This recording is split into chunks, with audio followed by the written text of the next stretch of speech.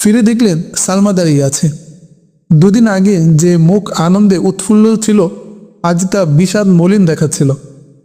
যে চোখ আধার রাতের উজ্জ্বল তারকার চেয়েও বেশি মনোহর ছিল, আজ তা অশ্রু সজল। কিছুটা উদাসীনভাবে তিনি জিজ্ঞেস করলেন, সালমা, তুমি এখানে কি করছো?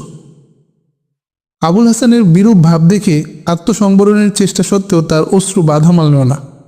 তার কল্পমান উষ্ঠ থেকে বিষণ্ণ ও বেদনা মাখা স্বরে বের হয়ে এলো, আপনি পরশু চলে যাচ্ছেন?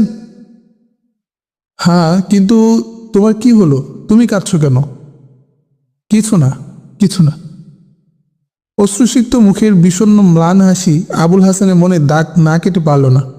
মুখে বললেন, সালমা, তুমি আগের মতোই রয়ে গেছো। ইসলাম গ্রহণ করা সত্ত্বেও আমি তোমার মধ্যে কোনো পরিবর্তন দেখছি না। অনাত্মীয় পুরুষের সামনে বের হওয়া এখন তোমার পরিহার করা উচিত।